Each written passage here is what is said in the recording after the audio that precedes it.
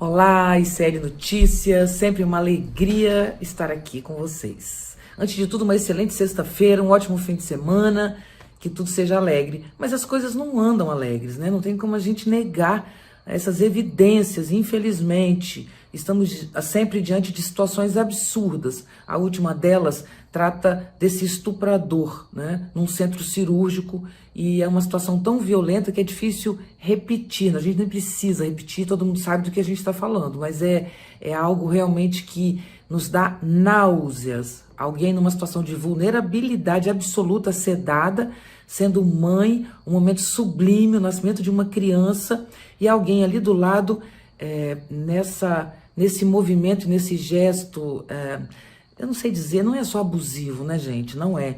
É humilhante, é como se ele quisesse humilhar mesmo aquela mulher, né? Então é uma situação horrível. E isso aparece muito nas redes sociais, para mim, especialmente, com perguntas como: será que a natureza humana é má? É horrível? Então o ser humano é isso? Aí a gente abre um debate interessante. Primeiro porque não existe uma natureza humana fixa, né? A gente já viveu nas cavernas e matou um animal com um pedaço de pau, né? Hoje a gente vive de um outro modo. Então, assim, é preciso entender que há uma transformação, inclusive no modo como somos, como agimos. Estamos em transformação, como tudo na natureza, em constante mudança, né?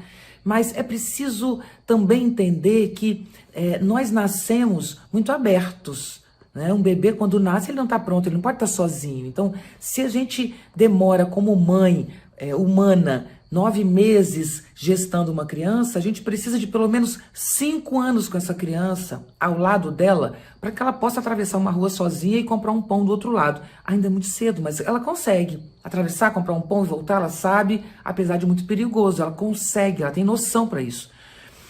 Mas uma criança de 1 ano não. Então, nós humanos, a nossa formação, ela continua depois do nascimento. Trazemos muitas coisas como informação genética, mas também sofremos uma influência muito grande dos primeiros anos de vida, especialmente, que é quando estamos ainda nos tornando autônomos. A partir de um certo ponto, a gente consegue se virar, trabalhar, ganhar um dinheiro num sinal, né?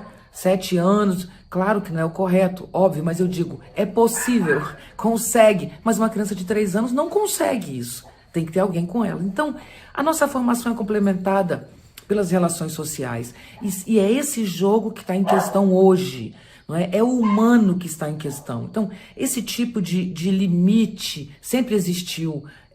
Há em nós, quando nos tornamos humanos, humanizados, né? Já entrando minimamente na ordem social e aceitando as leis, tem sempre em nós algo que escapa e que pode se transformar em algo muito agressivo. Porque todos nós, antes de tudo, somos movidos por intensidades, por forças, né?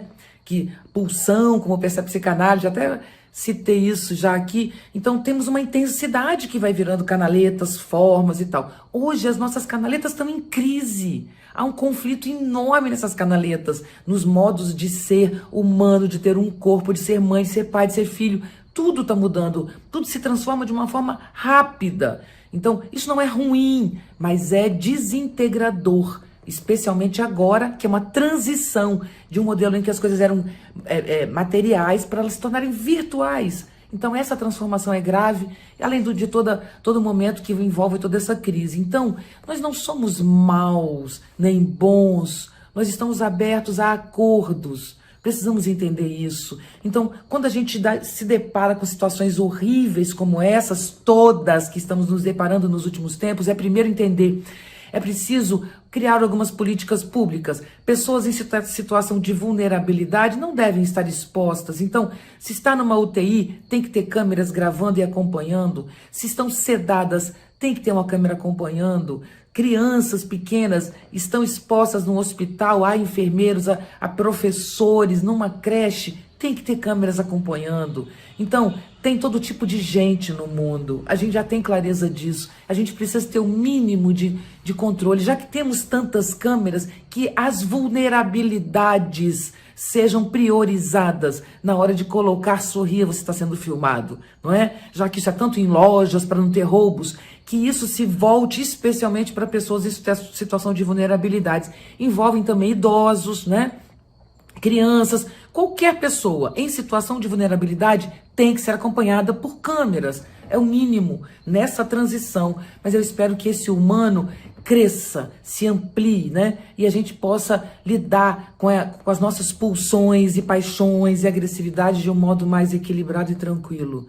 Vamos plantar, antes de tudo, alegria, né? Vamos passar um fim de semana nos divertindo, em contato com a natureza, a arte, a música, especialmente a arte, e encher nosso corpo de vida, para não ter esse tipo de pensamento e gesto tão horroroso, né? Para a gente não entrar nessa lama que a gente está assistindo o tempo inteiro ao redor da gente. Vamos vencer isso com alegria, não é? Isso faz parte dessa nossa humanidade estranha, sim, faz parte.